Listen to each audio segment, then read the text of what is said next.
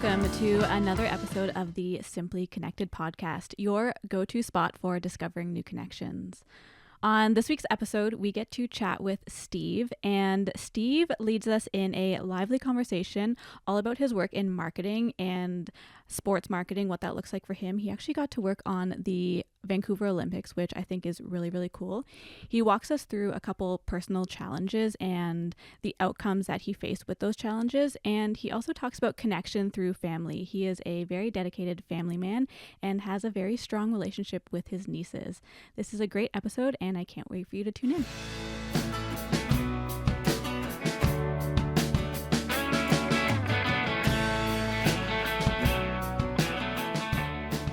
Hey, Steve. Thanks so much for joining us on another episode of the Simply Connected podcast. I'm thrilled to have you here with us today, and I think we're going to just jump right into it. Let's start with the question that not everybody likes to answer, but I feel like it's really important for kind of setting that stage and getting our listeners a little bit more info about you. So please go ahead and tell me about yourself. Who is Steve? Who is Steve? I ask myself this every day. So I'm currently by day, I'm a marketing director, project manager, account director at Exactly Design, a local ad agency in Westboro. I've been there for 8 years, but I like to not just define myself by what I do during the day. So I'm a sports enthusiast, dog lover, really close with my family. I have 2 amazing nieces. And I love to travel and play sports, and I'm very active in everything I do. I keep quite busy with a variety of different little side hustles and interest projects. But that would be me in a nutshell, I guess. Steve in a nutshell. I love it. And you mentioned you work in marketing. Growing up, did you picture yourself working in marketing in that industry? I think once I started, I guess as going through high school, definitely not. Like I had no idea what marketing or advertising or anything was. I just was, heavy into sports. And so I was like, I want to work in sports, or I want to be a professional athlete. So that's where I was in high school. And then quickly realized that, although I was good at many sports, I was not an elite athlete. And so quickly coming out of high school, after playing competitive hockey and competitive volleyball, went into university and kept playing sports there, but realizing that I wanted to work in professional sports. So if I couldn't play professionally, what could I do and parlay that into a career? And so I did my undergrad at Ottawa U in leisure studies, which is now, sports management or sports admin. And I ended up parlaying that and doing my master's degree in Australia in sports management. So it wasn't until then that I was like, you know what, I think I could really enjoy working in marketing, having a bit more understanding of what that would entail. I'm not a creative, in terms of designing and writing. I've certainly learned a lot of those skills in my time with Exactly, but back in university, I was like, we're very influenced by what we watch and what we listen to, and so I could see the creative side of that. So that certainly started for me back in the early 2000s, but still didn't really know what that would entail. So I think that's probably where the interest started for me. Okay. And your education brought you to Australia. That's cool. Yeah. Pretty life-changing. I never left. We had one family trip when I was younger to Florida, and I wasn't a great traveler as a kid. I think I just had a lot of anxiety and whatnot. Eventually grew out of that, which was awesome because, I love to be traveling wherever I can and love being on the airplane and in another country. And so, my professor, I did my honors degree at Ottawa U, and my thesis professor suggested that maybe I consider my master's degree somewhere other than Ottawa. And so I looked at a variety of different schools and in different countries, and he was affiliated with a university in England. And then I said, well, why England? Why go to dreary old England?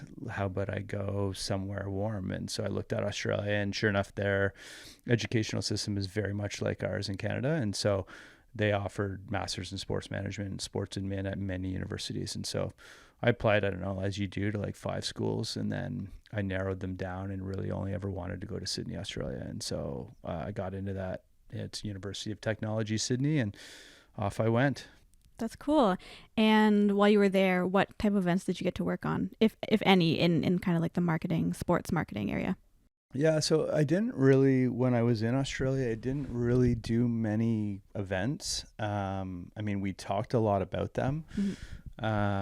A lot of my event work came well after I studied. And so this is one thing that, back in my master's degree days, there was no option for co-op. It was just research.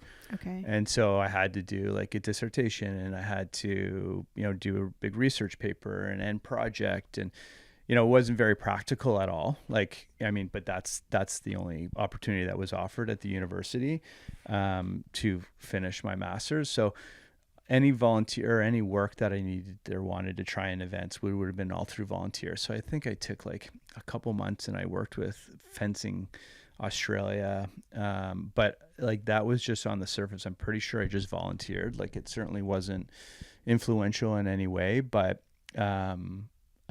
there were no really like, now Sydney, we talked a lot about the Sydney Olympics. Like I was there in 2000, from 2002 to 2005. And so the Sydney Olympics just finished. So we talked a lot about it, and we, go down to the Olympic Village and see kind of what that was like, but it was all past the Olympics. So, there were no experiences from a sports event. That all happened after I came back to Canada. Yeah. Okay.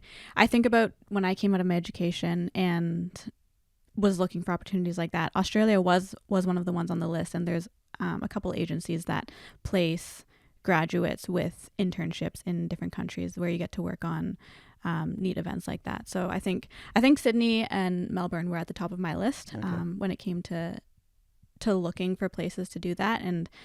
And I went through the process and I applied and I did all that, but I never ended up going. So I feel like I think I stuck to the internal monologue of, I finished my school, let's go straight into work. Yeah. Growing up, again, my family, we didn't do a lot of family trips. We didn't travel much. And it was very much like, you finish high school, you go to post-secondary, you go to work.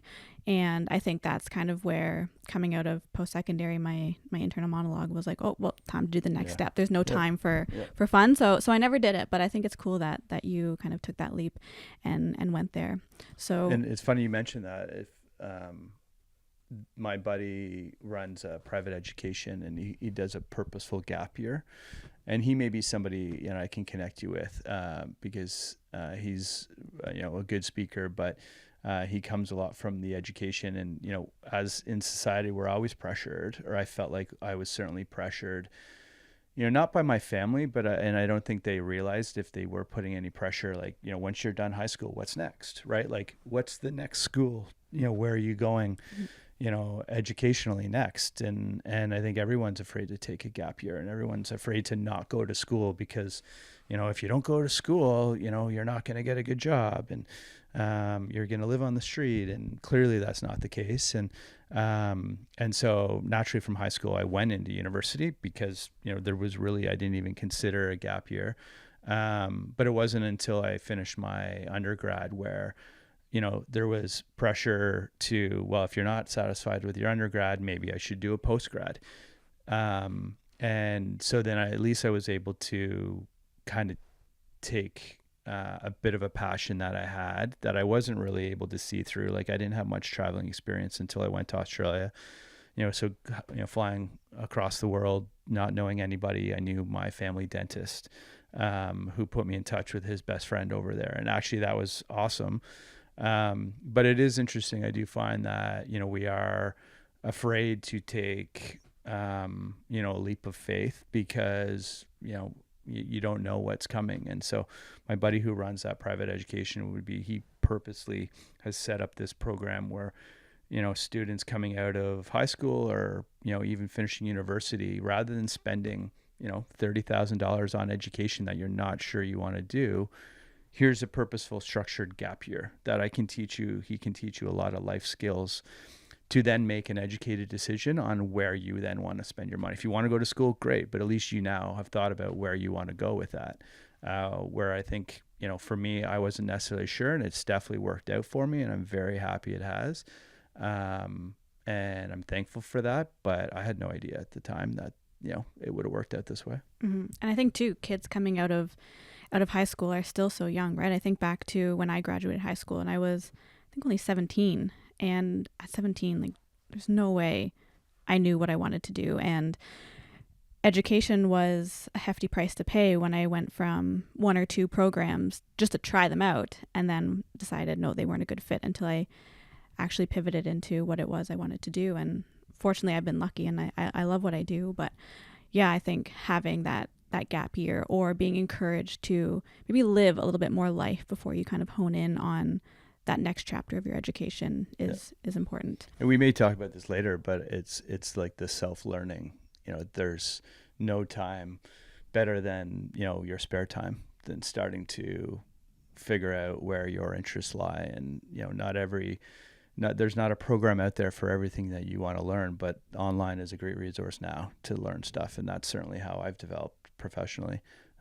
So it's interesting for sure. The amount of resources that are online right now, you can take probably any course online. So going back to high school, you touched on kind of, you were the athlete, you love sports. That's kind of where you found yourself. How else would you describe yourself in high school and maybe into your 20s as you continued to grow? Yeah, I think in high school, I really wasn't sure of myself. I think sports was my outlet. It was my community, as you would call it, without realizing it was my community. Whether it was baseball in the summer, volleyball, hockey in the winter, playing on a variety of different sports teams. Outside of that, and to be honest, we would classify, I'd fall into like the jock category, right? You had the skaters, the jocks, the girls who used to go smoke up in the, in the back. I don't know how that's changed nowadays. But I think I was just, a pretty green kid, who leaned into sports and all activities, and all my friends were into the same. So that did define me in a way. But I always felt like I had a great childhood. Certainly not. My parents certainly provided me the opportunity to play sports. So I'm very thankful for that, because I definitely know now that's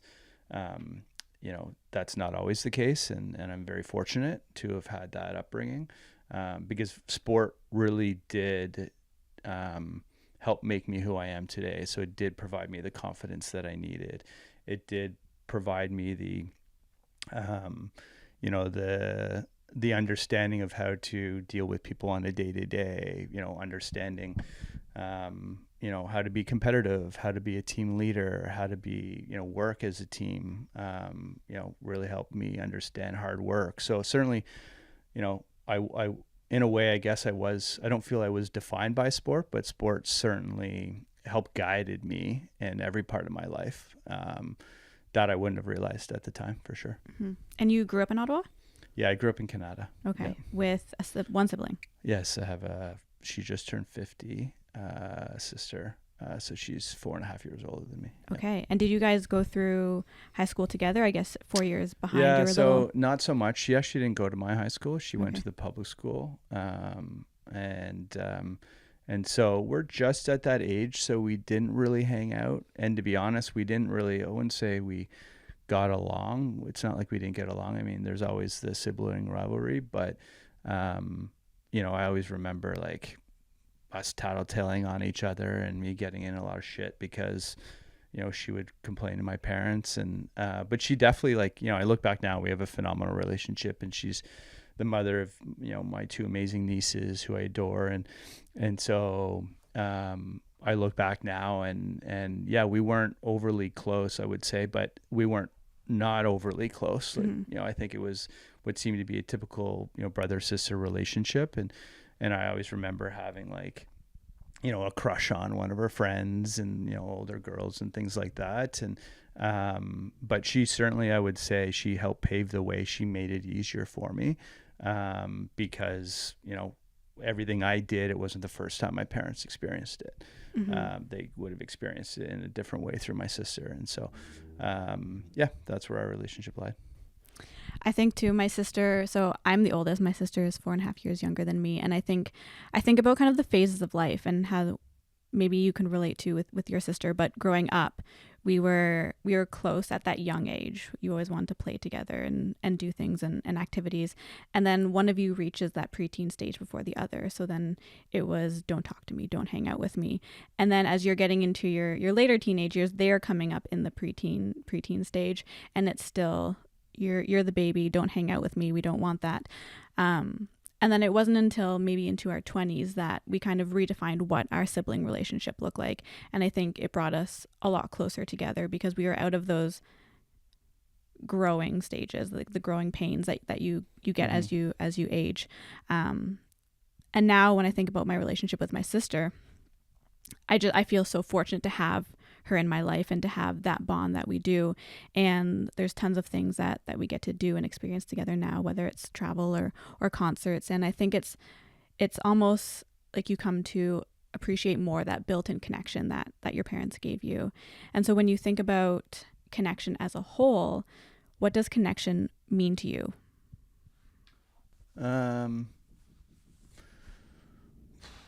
I don't know. I think connection means, on the surface, you could say, there's interests, shared interests could certainly create connection. But I think, I'd like to not think of it overly spiritual, but in a way in which it's tough to define. Like, I feel like, whether it's romantically or whether it's through, platonic relationships or, relationships through work, connection can just be a vibe.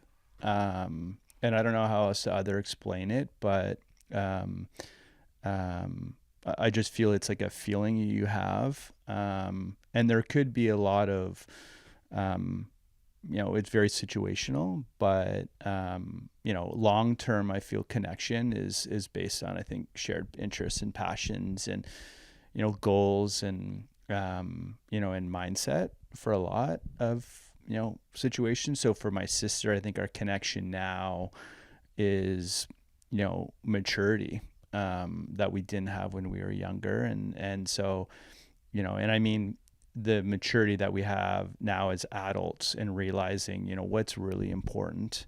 I think that's where the connection is, and I started to view her as being, a different, somebody else than just my sister when she had my two little nieces. And then when my parents separated, I was still very immature and didn't understand, in my early 20s, how parents could get divorced and not just stick through it.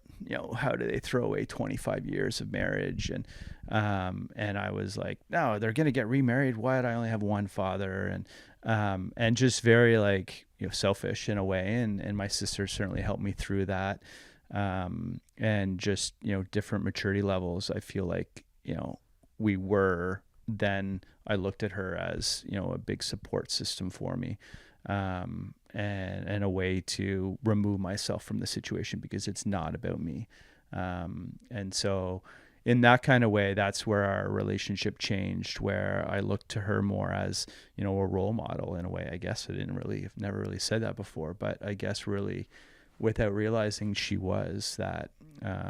And then being, having, two little girls who I adore and try and see as much as I can. One's in Kingston at Queens in her 4th year, and then Rachel, that's Cameron, and then Rachel just started at Carleton in her 1st year. And so, I just drove Cameron last Sunday back to Kingston to help out, my sister and brother-in-law, and I volunteered.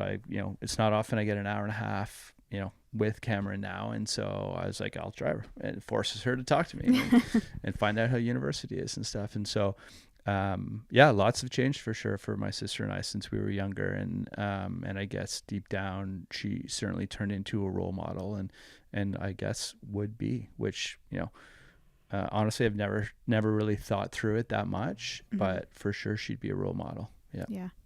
I'm sure your sister would love to hear that too. Yeah, probably. So I know you are very into sports and your job and your side hustles and things like that. As a social person, whether you're hanging out with buddies or traveling or playing sports, how would you look to connection in kind of the workplace or in the community? Like, how would you go about building those? So for family, for friends, for, colleagues, it's all a bit different, I think. Like with family, it's family dinners. It's going to pick up my niece from Carleton when she wants to come home on a Thursday night and just eat, family cooked meals over the weekend. I've been there. I get it. When I was at Ottawa U going through my undergrad, every other Sunday I'd be schlepping home all my laundry and taking it home and I do my laundry at home at my parents' place. I was going to say, bringing it home. Did you do it? Yeah, or so I did. Did your mom do it? I did do it. Once I learned how to do it, but it saved me money than having to go to the laundromat, and I age myself now. But so I always reach out to Rachel. I'm like, hey, if you need a ride, I'll come pick you up. And to be honest, when we haven't got into this, but I lived in Vancouver for 3 years working the Winter Olympics, and that was the reason why I came home, because I wanted to be the uncle that I couldn't be in Vancouver, which going to pick up my nieces, driving her to Kingston, picking her up, quickly bringing her home in 30 minutes. Like, I can't do that, 5-hour plane ride away. I even considered living in Toronto for a career. And I was like, still, it's a 5-hour drive. I can't just pick up and go and help my nieces if they need it. And so that's exactly what I'm doing now, is exactly why I moved back to Ottawa. And so connection for me with family is very much that. My sister and I now, as we've gotten older, have some shared interests where we didn't really have that when we were younger. So we share our interest in music and, going to a show at the NAC, just going for dinner, and so I definitely see her as a friend now. But, so those connections with family would fall along those lines. And then with sport or with friends, it's sports. Yeah. So then, my connection with friends would be, sports generally is that number one connection. But even like last night, I saw, 5 to 10 friends. I was at a friend's for a murder mystery. So I had to dress up in, this theme for the mystery. And I saw there's like 40 people there. And so I was able to catch up with 10 friends over the course of the night as I was, putting on my best Oscar performance. Or going out for, I've got 4 friends that I worked at Hard Rock Cafe with, 25 years ago, and we want to catch up every quarter. And like, we've called ourselves the Wolf Pack, which is really just a play off the Hangover. But, and so we're texting each other being like, guys, come on. Like, we haven't actually seen each other in 3 months.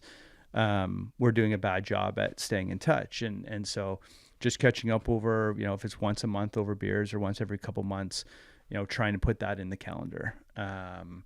And so I'm definitely like, and even preparing for this podcast, I was like, what people haven't I spoke to in a while that I'd like to. And I feel like this day and age, regardless of whether you have kids or not,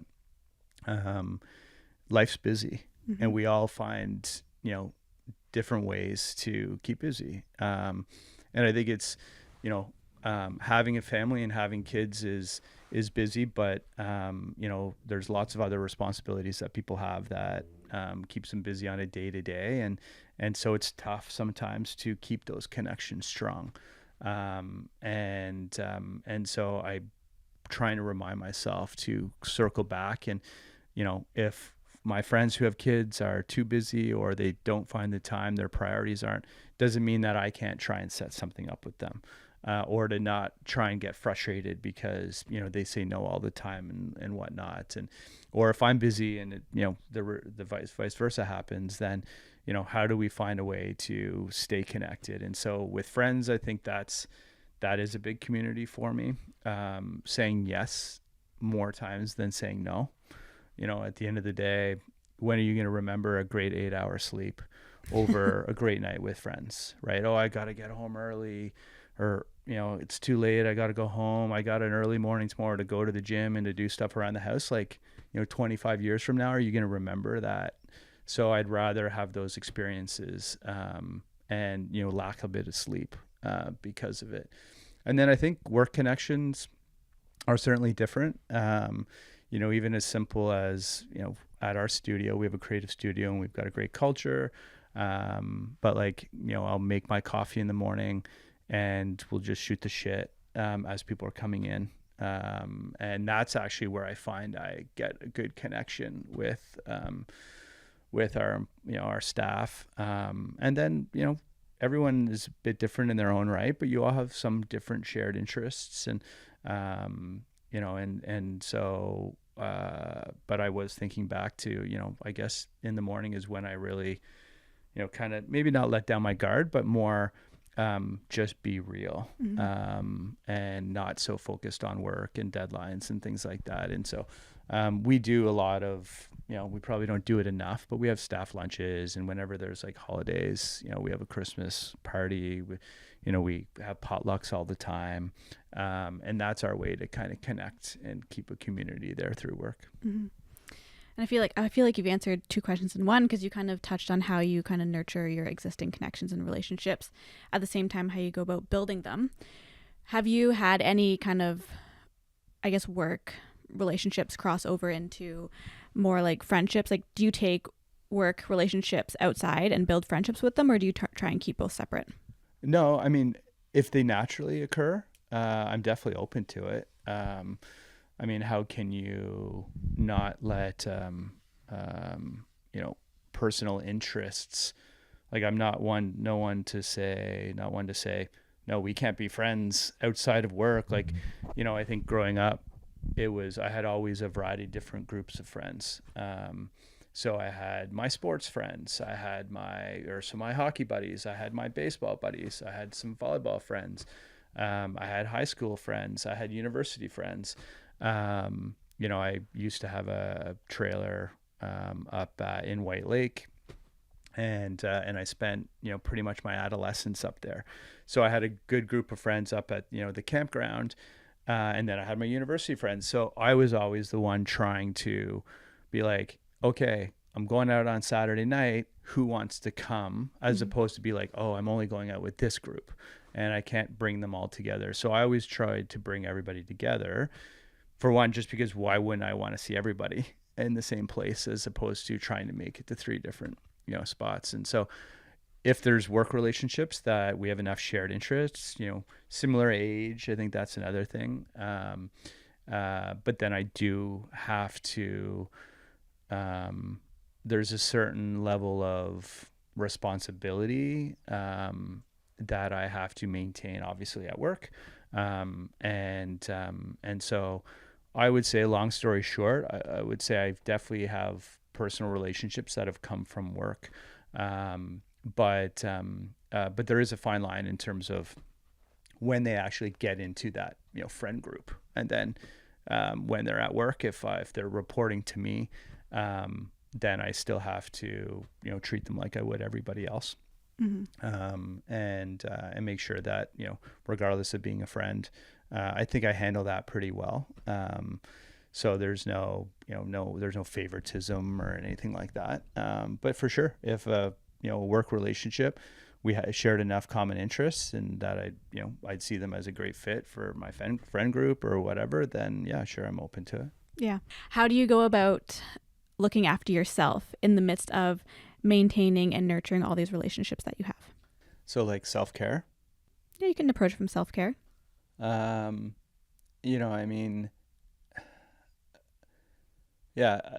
There's certain situations I feel like, from a professional standpoint, where you're networking, and even just day to day at work can be quite exhausting. And I always look at it where, to my backpacking days, where I used to, you're always in a position when you're backpacking, I found, was I'm go, go, go all the time. I'm always looking to meet people, right? Because, if you're traveling solo, so I used to travel solo or I travel with friends, but the times in which I was solo, it's so exhausting because everywhere, and I'm a social person by heart, and I want to experience things with other people, because it's great to like reminisce, right? And so, the solo traveling I did, I certainly understood now as I grew up that I want to experience life with other people, and that's what's most memorable to me. Um, but it's exhausting sometimes just always being on the go or always having to be on. And so I always have to be on at work. And that's just the responsibility of it. And so sports is my outlet, friends are my outlet. And that's how I certainly I find can wake up every morning with renewed energy to go do it again the next day. And so if we're getting into different passions, so travel obviously is a passion. So I enjoy, getting away, even if it's a drive to Kingston for 2 hours or, drive out in the country with, my Jeep top down and wind in my very, Yeah, I forgot that you have a Jeep. Fully challenged set of hair. So, I like to read, I'll watch, a crime documentary. I have, a little border collie lab dog who I adore, and going on dog walks can be very relaxing and really help keep me grounded. And so lots of different self-care, and I feel like maybe self-care is overused nowadays. But that's how I really try and keep the balance between work, personal life, and I certainly value alone time to a certain point. And then I definitely thrive in a social environment. Yeah. I feel like too, you need, from what I know about you, I know you are a very social being and enjoy building those connections and meeting new people. And I think being mindful of that and remembering that you do need time for yourself to slow down and recharge and just give yourself that space away to fully kind of process everything that's been going on. Can you think back to a time, maybe recently, that you've had to overcome maybe more of a personal challenge that left you kind of maybe a little more drained or maybe questioning some things? Yeah, I mean, it's funny because I wouldn't have typically looked at these as challenges early on, but now when I take a step back and think about different challenges or different points in my life where I was at a crossroads, maybe so a few that come to mind would be when I was working in Vancouver. So I worked in Vancouver for 3 years working for VANOC, so the Vancouver Olympic Organizing Committee, which was a unbelievable work experience and professional experience to like live in Vancouver, which is beautiful to begin with. The ocean, the beaches, everything I would want in the city I'm living in. And it was a great experience after Australia. But I was at a crossroads of whether I wanted to come back to Ottawa or not. And so personally, I wanted to live in Vancouver because, everything that I said, it certainly vibed with me. It's a very active city and province. It's very beautiful. Lots to do outside. I'm very much an outdoor enthusiast, and so, but my family is all back home in Ontario and in Ottawa, and my two little nieces who are were under the age of 10. And so I was like, you know what? I got to a point where I was really just used to seeing them every couple of years, or every year. I'd come home for Christmas, and finish my job at VANOC. And they kind of prepare you for what life is like after the Olympics. And what's really funny is, 3 years was pretty intense, but the 2 weeks leading up to the Olympics and the 2 weeks that the Olympics go on for is extremely intense, to a point where, people are excited for you, knowing, this is the biggest sporting event I've ever been a part of and the biggest sporting event in the world. And it's being, put on in Canada. So friends and family are like, hey, what's going on? How's it going? And then it's so intense during the games and the Paralympics that they're not texting anymore because I don't have time to reply to them. Literally going to bed at 1 a.m., getting up at 4 a.m., going to a venue, doing the next, the responsibilities, starting them the next day. And so when the games are done, no one's calling you because you have to return their calls. And so they're like, people go through depression because they're so important during a small window or a period of time where they need to get back to all the people who, they've essentially ignored for the last month. And they're like, depression is a real thing. So I traveled for about a month and a half after the Olympics. And then when I came back, I was like, I guess I'll just keep living in Vancouver. I don't see why not. And then it wasn't until I was talking to a friend and she was like, so when are you coming back? And I was like, oh, I don't think I'm coming back. I love Vancouver. I'm going to stay here. And she's like, well, what about your nieces? And I was like, shit, what about my nieces? Like, I just was thinking of myself. I wasn't thinking about really, long term, where I wanted to be. Did I want to be in the same city as my nieces? Do I want to be the uncle that can be there at the drop of a hat? And I decided I did want to be that uncle. And so I turned down a job I really wanted at an ad agency. And literally it was a virtual last meeting or last interview. The president was in Montreal. The studio I would have been working at was a big ad agency in Vancouver. And then in the end, she's like, is there anything that, we should know now that before we, send you the contract? And I said, you know what, I really appreciate this opportunity and I'm really happy that I'm the one you are wanting to go with, but I'm going to have to turn it down. I'm going to move back to Ottawa. And so, within a month I wrapped up, everything that I had going on there and mailed everything home. And then I started my life back in Ottawa. And so, I don't know where we're going now with this. But family to me and that connection was really important. Mm-hmm. And so how did that transition go for you, transitioning out of kind of the craziness, the business of what you thought was going to be your life in Vancouver to coming home and being closer to family, but also maybe starting a new job and resettling yourself back here after being away for so long? Yeah. And it's funny. So obviously we're, talking about challenges. So that was a challenge for me where I really needed to figure out where I wanted to go with my life. And then, to be honest, it was a really tough transition.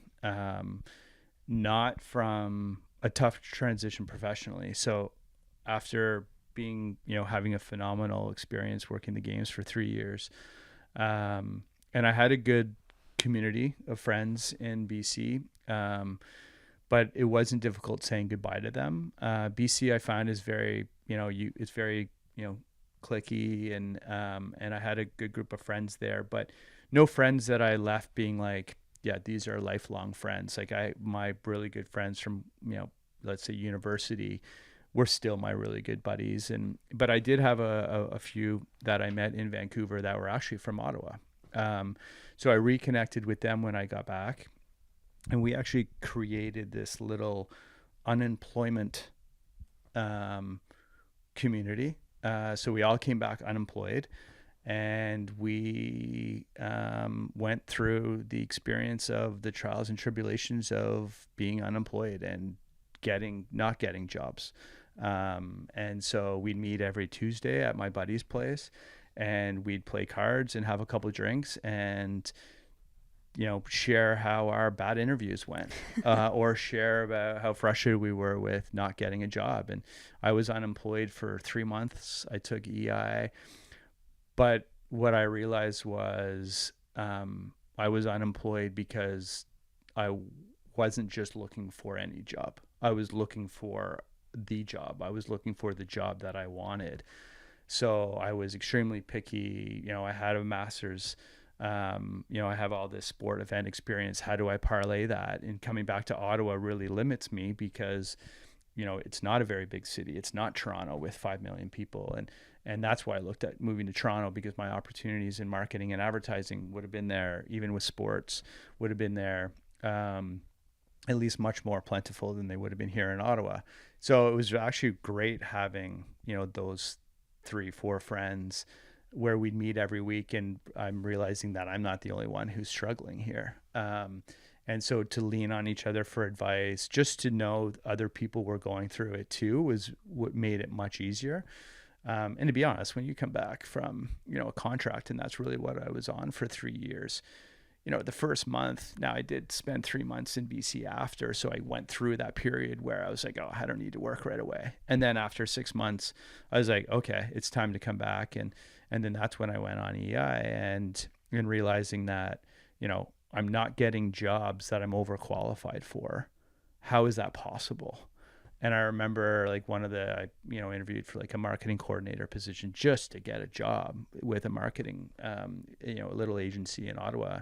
And they're like, Steve, you're overqualified for this role. We'd love to have you. And I was like, wicked. And they're like, but we're very hesitant to hire you because we feel like we'd invest in you and then you would just leave for the next best opportunity. And I was like, I appreciate that. And I'm not going to lie, I would. Mm-hmm. And so they didn't hire me. And I was happy to be transparent with them because, they essentially called me out and knew that, not that I would have been desperate, but they would have realized, well, why are you interested in this job? Like, you've already done this. Mm-hmm. And so good foresight on their part. But that was certainly a challenge, just, looking. And then I ended up applying for a job with the Ottawa Senators, so my favorite hockey team. And that's ideally where I wanted to be, but I wanted to be in marketing. And sure enough, they had a sales opportunity, which I always looked at sales as like, sleazy car salesman. But I ended up taking the job as an account manager, and it literally led me down the path of where I am today, where, I feel to be a good marketer, you really need to understand sales. And the Sens really taught me that. And so I was with the Sens for 8 years in a variety of different roles. One was an account manager, and then I moved into a business development executive. And then I parlayed that into really selling advertising assets. And so to truly understand what it'd be like to market a brand for a company, I needed to understand the importance of selling a product. And so that was a phenomenal experience. So that was certainly a challenge coming back for sure through that transition. Mm-hmm. And before I jump into the next question for you, I feel like you've touched on it a few times, but when you look back on all of your experience in your education, building to where you are now in your career, what is it about marketing that you love? I think what I love about marketing now, it's the creative side more than anything. Now, exactly, we're not just, your everyday marketing company. So we position ourselves as a full-fledged marketing department, but we really prioritize the value of a brand and what you stand for and how you should be different than everybody else. Although your business model and your business may be the same as many others out there, you have a brand that can stand out from everybody else's. How are you unique and distinctive and memorable? And so that's our job from the front, because every brand that's coming out now, unless you're coming up with a brand new idea, you're a challenger. And so I love that side of it. I think I love the creative side of it. I find I've turned into quite a creative individual, and I'm no designer and I'm no copywriter, but I understand them enough to help lead projects, and kind of, know where we need to position our clients. So I think for me, the passion on the marketing side is on the creative side, and no 2 days are the same. And I love even just sitting, and being a fly on the wall, and seeing how we build a brand and bring it to life, and seeing, how many concepts we brought to the table that didn't make it, right? And there's so many great ideas there, but you can only go with one, and for a particular client. And so it's certainly the creative side that I enjoy. And I've been able to learn a lot just by listening, reading, and watching videos online. Mm-hmm. Yeah. And loving the creative side, I know you also side hustle. Now you're teaching. Yeah. Do you see yourself wanting to stay in marketing long term? Yeah, I don't see, if somebody was to say, what are your interests? What are your passions? And I'm always like travel, sport, family, marketing is there, to be honest. And I think it's more advertising is what I lean towards. The creative side of advertising, a good ad, a bad ad. A lot of bad ads out there, unfortunately, that cost companies tons of money. And all they need is a good ad, and that'll save them some money. But you need to spend that money to get a good ad sometimes. And so, I think marketing will always be there. The teaching job that I, as a part-time professor at Algonquin, starting in the winter, I started last winter, so I, do it again this winter. And that's definitely a passion project. So I'm not doing it for the money, certainly. And I've always had an idea. I did some mentoring through my buddy's business called Discover Year, who I was talking about, the Purposeful Gap Year. And so he has a slew of mentors that are there for his students. So I'll bring them into Exactly, and we'll do like a studio tour, and then we'll talk about marketing and advertising if anyone's interested in that for an hour. And then I'll do like one-on-one mentoring, through whenever needed with his students. And so I realized more then that maybe my experience can help someone else, not knowing that when I was going through it, that would be an experience that someone would like to, go through as well. And that there were things that I learned along the way that I wouldn't have known at the time. And so that kind of, created an interest, being like, oh, I wonder if there was an opportunity and a platform for me to teach this. And then sure enough, an opportunity came up at Algonquin, and they reached out knowing I had a master's in sports management and they were looking for a professor for sport event programming with their new program. And then just through a couple coffee chats was like, yeah, okay, let's just do this. And knowing that I'm definitely one who prepares, that I would not be doing it for the money and I would be, doing it because I really want to share my experience. And if someone can, study what I did and find a way to parlay that to how I did or in their own way, then great. And I feel like, nowadays, sharing that real life experience is tough. We've all had professors who are teaching things through a book, and the ones you really resonate with are the ones who have really done it. And, you see in pro sports, a lot of former athletes go into coaching. There's a reason for that. Outside of their own passion, the reason they're successful because they get that respect because they've been there and they've done that. And so I can see that in the conversations that I have with the students, that I'm respected because I've been there and I've done it. And I can be like, guys, you want to work in sports, you need to volunteer. You need to, and it doesn't matter what you do as a volunteer. You may move pylons in a parking lot. You may, make sure all the outhouses at the event are in tip-top shape. So when that event opens, it's a great experience for all those involved. At the end of the day, when someone looks at your resume and said you worked on the PGA Tour, aligning porta potties, at egress, no one's going to care. All they're going to see is that you worked at a PGA Tour event and that you rolled up your sleeves and you worked hard. And so I feel like that's advice that resonates with those students. And so, yeah, that's certainly a little passion project that, I look forward to doing again this winter. And then, friends now ask, would I ever have interest in becoming a full-time professor?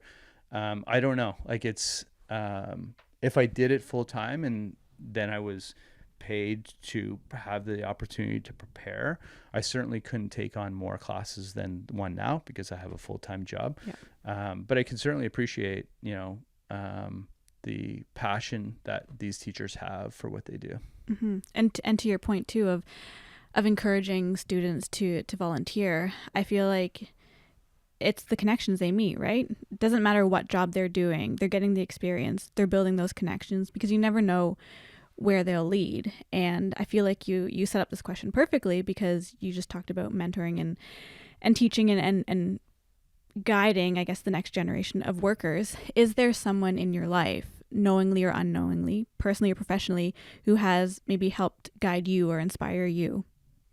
Yeah, it's funny. I was thinking about this, and I think in every aspect of my life, there's been people that have, family first and foremost. I've had a great support network, and so my mom, my dad, my sister have certainly always, supported me in anything I did. Going to play sports, my sister would have been dragged out to cheer me on, and my parents definitely, volunteered tons of time to help me see through that interest. um, and then I think I've come across a variety of different groups of people who along the way have certainly helped me where I am today. And so, like, if I kind of just broke down my timeline, it was like, okay, and I thought about this over the last week. Well, at what part along the way? And so, like, I would, there was a couple of teachers I don't need to mention in high school that certainly, I looked at as a few mentors, and it would be great to reconnect. I'm not sure where they're at nowadays. But like in university, my thesis professor, George Carlis, he's the first person who was like, well, maybe you need to use your undergrad to do your master's degree and parlay that, to be very satisfied with where you want to go, because I wasn't overly, once I was done my undergrad, I wasn't really sure where I wanted to go with that. And then, in Australia, I guess one of my, head professors there, his name was Paul Johnson, in a very much like George. He set me up with a TA job. And it just these are just really good people. So I'd say he was influential in my undergrad and helped connect me with other people, or influential in my master's and helped me connect with different people. And then when I moved back, and I had a few different jobs, and then I started with the Senators. So before I moved to Vancouver, I worked with Labatt Breweries. And that's the job that I ended up quitting to move out to BC. And so in Vancouver, working in the Winter Olympics, there was definitely a number of individuals. So I can't just say one, but I can think back to a few different times where I felt like they definitely respected me and weren't there just as my boss. And then definitely some names come to mind for this end. So like a gentleman by the name of John Bodden, who I actually just texted yesterday, and I hope to grab coffee with him over the next month, because, like, we all get busy and we forget, how much these people mean to us. And so I'd like to see where he's at. It's been about over a year since we connected last. And so he was, president or, VP of the Sens Foundation, I think actually director at the time, and just a genuinely good man. And was always had a smile on his face. And I knew it's, their job is extremely stressful, trying to build funds for, underprivileged kids and, kids in sport and families, and not an easy task, and always in the limelight, and just a genuine man, and really valued our friendship. And I used him as a reference in a number of jobs after that.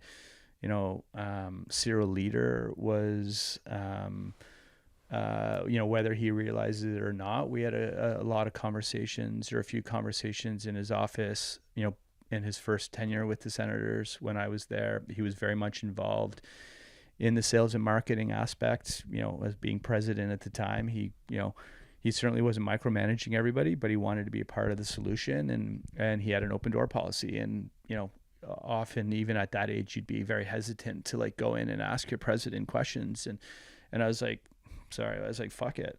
What am I here for if I don't take this opportunity during, the times in which he said, come on in, ask me anything. So I'd go in and I'd sit down, and a lot of conversations we had were about career development and things that where I wanted to go within the organization and how I could get there. And so, whenever I see him around the concourse or around town, I'll always say hi and we'll have a quick chat. But he's probably somebody who definitely influenced me. And then, I think past that, there's just lots of, I feel like now I look at people who are just extremely genuine and do things for the greater good and not just for their own interests. Mm-hmm. Yeah, very, very happy to have met those people for sure. Yeah. And it's kind of crazy too to think back. I love that you've mentioned kind of a bunch of people throughout your life who have made these impacts, because I think it's important to remember that, yes, there might be one or two kind of really kind of people who've stood out, who have really made that lasting impression. But I also think too, to your point, that teachers and people I met maybe in elementary school through high school had an impact that you don't necessarily remember until you actually think back to all of those relationships. And then as you move through different jobs and careers and you meet people, and whether it's a boss or a colleague or things like that, I think it's important that there's so many people who kind of help build you along the way, that maybe there isn't just one person that has that distinct standing out. Yeah. Can we take a break? Could I just grab some more water? Yeah, absolutely.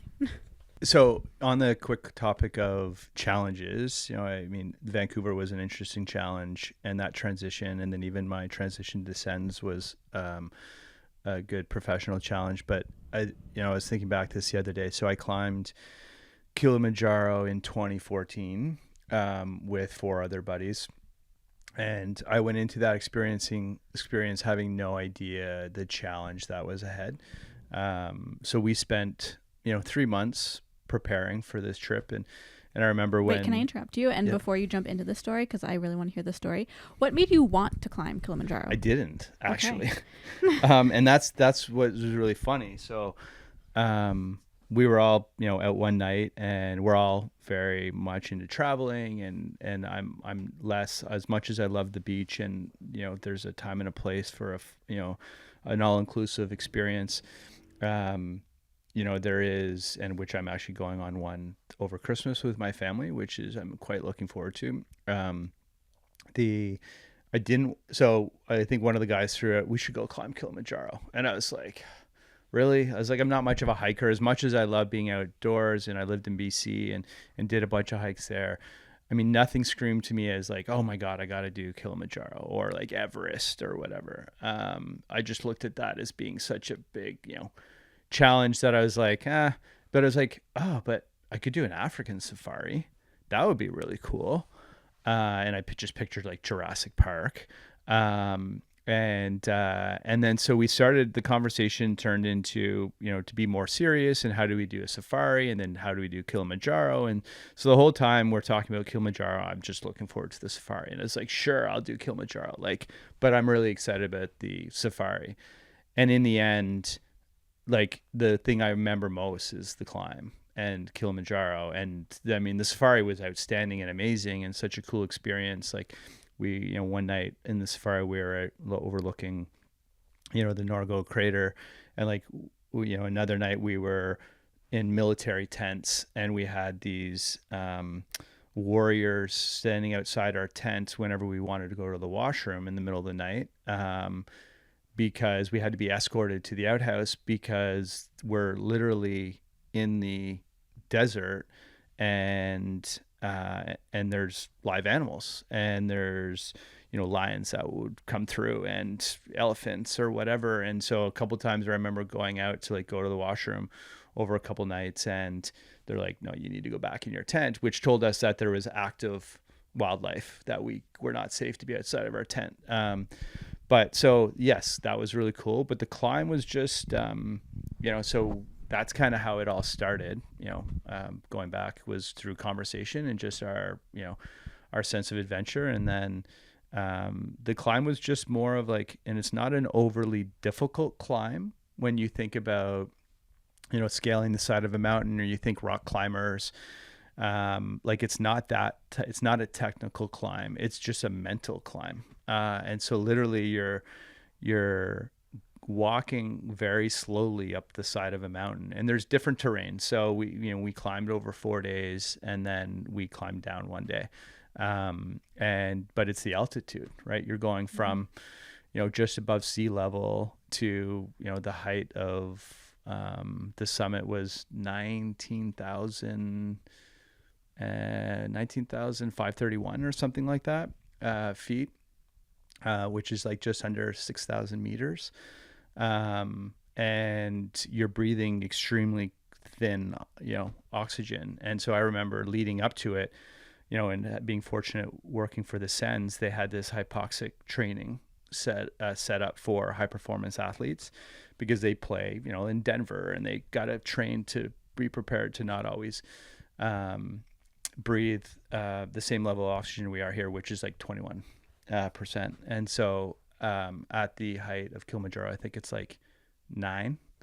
Wow. So I was sitting in this chair, long story short, I was sitting in this chair and would go through, essentially trying to simulate the air that would be up there, the oxygen. And so that was really the climb, was trying to just manage the, climate, or manage the altitude. And so on the last night, literally we're climbing through midnight, through like from midnight to 7 a.m. because you want to see the sunrise. So you want to get to the top. And I'll never forget, probably about 3-4 hours in. So we're not getting much sleep earlier in the day because we're so excited to finally climb and do this. And this whole trip, you have no idea if you're going to summit or not, because it's not like you're like, oh yeah, I feel great, I'm going to summit. That's ultimately what you think, but you don't feel 100% the whole trip, because your body just handles the altitude differently. And so, and that since it's not a technical climb, you could be in the best shape of your life, but if your lungs don't handle the oxygen or lack thereof, you're going down, and your body, you just don't know how your body will react. So we saw people of all shapes and sizes being carried down past us back down the mountain because their body would fall apart and they could not withstand the lack of oxygen that they were breathing. Or I should say the thinner air anyways. And so finally we got to a point where it was like probably 5 a.m. and everything was extremely, like, I was exhausted. I had a headache. I felt nauseous. And so you're getting closer to the top, and I was like, oh my God, I got to sit down. And our tour guide was like, no, don't sit down. Like, and I was like, the rocks look like pillows. And I was like, I just need to sit. And he's like, don't sit because you'll have a hard time getting up again. And sure enough, I sat down and I just needed a breather, and I was exhausted to a point where I was like, I don't know if I want to keep going. And then I remember one of my buddies who was with us, had these caffeine jubes. And he was like, hey man, and I didn't drink coffee at the time, which now I love coffee, but back then I didn't. And so I didn't know what a caffeine kick was. So he gave me these 2 jubes, and it was basically like 2 cups of coffee. And then all of a sudden I had this extra energy, and I just like powered through it. I remember like plugging in and listening to Avicii all the way to the top. And so we got to the top, and I remember pretty much being, let's say, 85% there, and I just was overcome with emotion. And I just remember like not even realizing I was crying, but I remember my buddy Chris in front of me turned around to like see how we were doing, and I was crying and he was crying, and we're all like, oh my God, like what's going on? And it was just such this emotion that overcame us, because it was like tears of joy, but you just didn't know if you were going to summit or not. And so finally we were past the point where we were like, okay, well, based on how I feel now, I know I'll make it to the top. And so I remember us, summiting, getting to the top, and then you could see each of us in our own way deal with what that accomplishment was. And then, unfortunately, one of our buddies' body started to shut down, and we actually, one of the porters had to carry him down the mountain for the next 4 hours because he lost all feeling in his legs. And it was like, to look light of it, is like Weekend at Bernie's. He was like, being, essentially carried down the mountain. And that's just, you can't prepare for that. He just didn't drink enough water. And so he got really dehydrated and his body shut down. He was fine, in the end. But that's, probably one of the most, the biggest challenges I've faced outside of like injury, and overcoming injuries. That I'll never forget, and a life experience that I'd tell for forever. Yeah, it's truly mind over matter there, and wow, that's an amazing story. Thanks for sharing that one. Yeah. Okay, so before we wrap up today, I feel like this last question will tie in your marketing expertise perfectly, but I feel like in the industry and in your personal life, social media can play such a big part in how we build connections with people and how we even market to people, right? Advertising, and it's all about building that connection to the human eye and to the human senses and emotion and things like that. How do you go about navigating social media, maybe in your work, but also as a human and as an uncle who has two younger nieces, maybe growing up in the social media era? How do you navigate social media as a whole? I mean, I don't know how I navigate it in all reality. Like, I feel like I always feel like I could do. It's tough. It's tough for me because as a marketer, I need to be on social media. But personally, I'm like, I need to get off social media because I find that, there's lots of positives and negatives about social media. I'm like, you can spin it, one way or the other, however you look at it. I do think there are positives to social media from a, connection standpoint, to staying in touch with people. Especially with how busy lives are, the ability to connect with someone quickly can be an advantage and can be great. And social media for me has been great to stay in touch with friends who do not live in the city. So all the friends that I've met overseas in Australia that, live in London now or are still in Sydney, and or friends of mine that are in Germany, and keeping those connections is important to me. And so it's great that I can use social media for that. On the other hand, I feel social media is a crux for some, especially, it offers, there's a ton of anxiety that comes along with social media, knowing very well that, anybody can reach you. And that nowadays there's almost like an expectation of, whether it's through text or whether it's through social, to respond to people, like being unread. Like, I don't have read receipts because I want to reply when I want to reply. Like, I'm busy. Unfortunately check my phone and I'm like, shit, okay, if it's an emergency, I'll get back to them. Otherwise, I'll get back to them when I have a moment. And I feel like there's this anxiety, and I try not to get it, but there's this expectation that, someone sends you a message, you need to respond right away. And I just don't think that's right. So I think social media from a business perspective, like, we can talk about this, as a separate part of the show, but I certainly think there's a home for it, and it's all about building a brand. Mm-hmm. I think social media is a clout builder. It can help grow brands and provide the clout that consumers need to feel confident about a brand. But I do, when I think about my nieces and social media, and thankfully, they're on it. And in my mind, they're still on their phone way too much. Like, at the dinner table, get rid of the phone, and my sister and brother-in-law do a good job of it. But, they're always talking to their friends. And so I don't know where I sit with social media from a personal perspective. Like, I can't be a hypocrite and say, it's not great. Like, Australia just announced, I don't know when, is it like October 2025, that anybody under the age of 16 in Australia is banned from social media.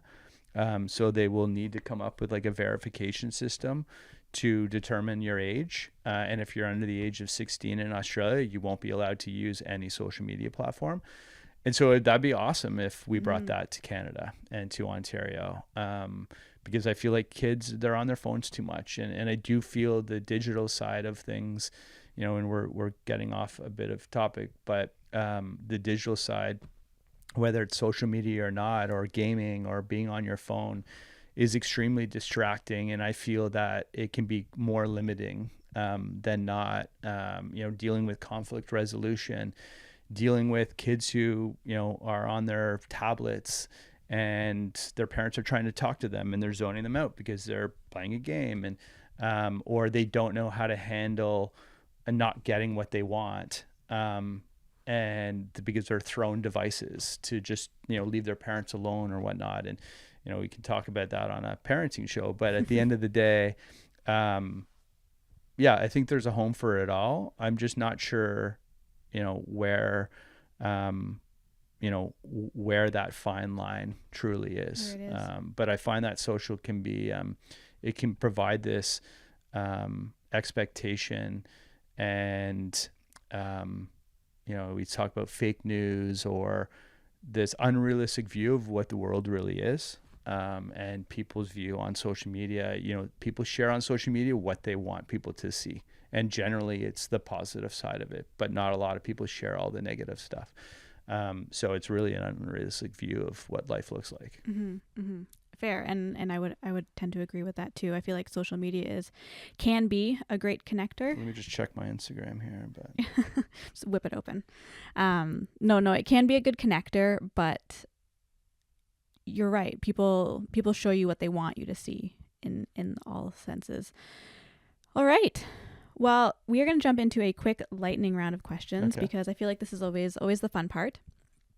What was the last movie or TV show that you watched? So the last TV show I watched was Cross.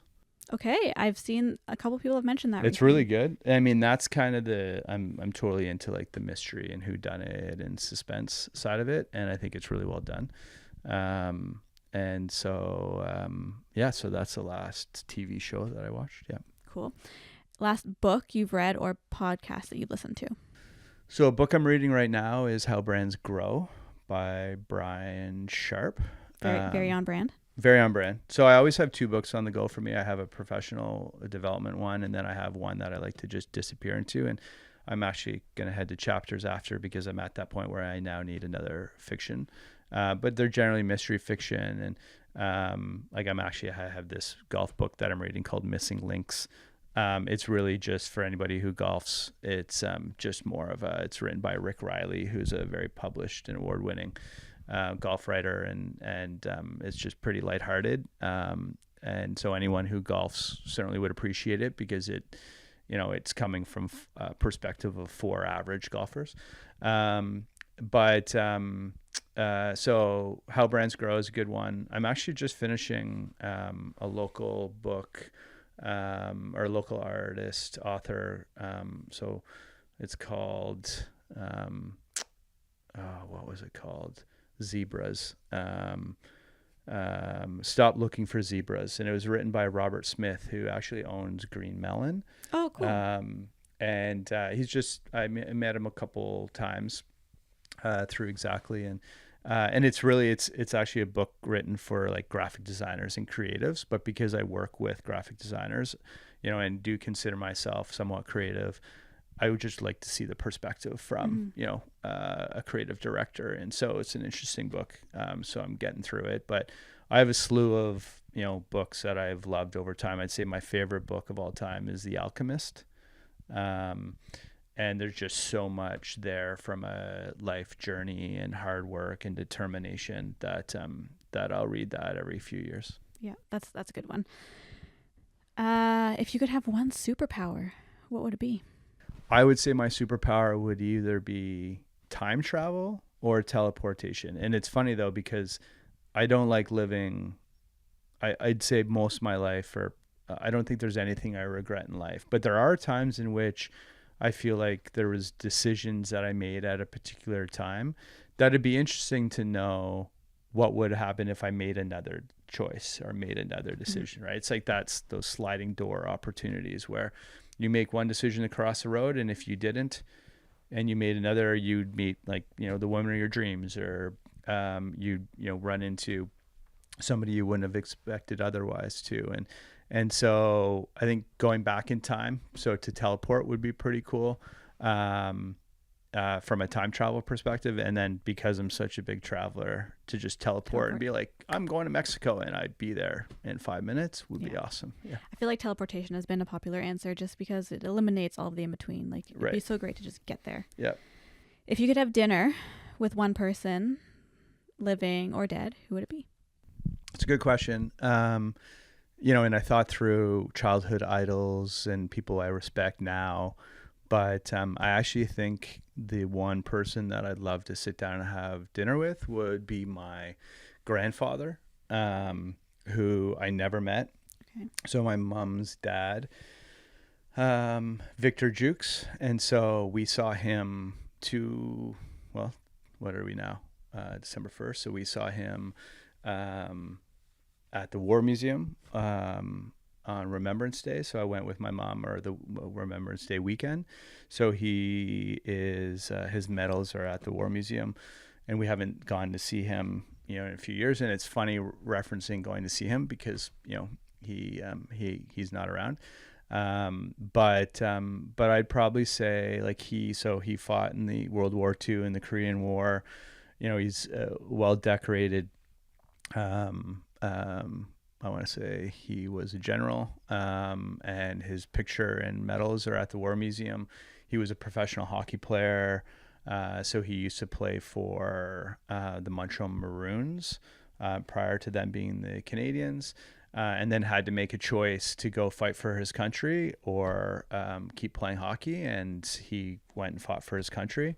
And I just think it would be, unbelievable to sit down and just find out what life was like going through those decisions. And we talk about challenges today, which seem like, very small compared to the challenges that he would have had to face back then. But I would say for sure him. I feel like that would be a great meal. Yeah. And finally, we have the Simply Connected playlist. So we like to ask our guests what they're listening to. And if you could add one song to the playlist, what would you be? Yeah. What would it be? Yeah. So I'm a big music aficionado. And so have you ever heard of the artist Talk? Yep. So local guy, actually.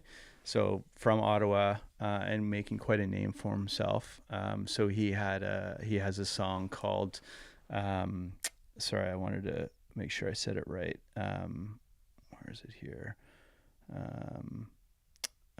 It's Mars, Mission to Mars. Let me actually look it up on my Spotify, because we got it. Do you have it? I for sure thought you were going to say Tragically Hip. So, I mean, I also thought about Nautical Disaster from the Tragically Hip.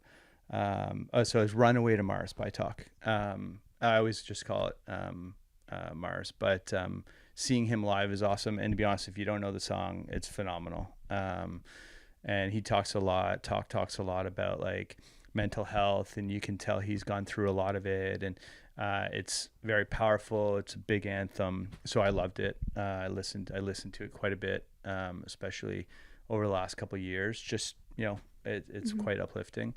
And then, I mean, the Tragically Hip are always close to me. My favorite song is Nautical Disaster, but so I'll always listen to the Hip. So you can add those two for sure to your playlist. Perfect. I will add them both. And we will wrap it there for today. I want to say thank you so much for joining us on the show. It was a pleasure talking to you, and hopefully we'll get to talk again soon. Awesome. Thanks for having me. Thanks, Steve.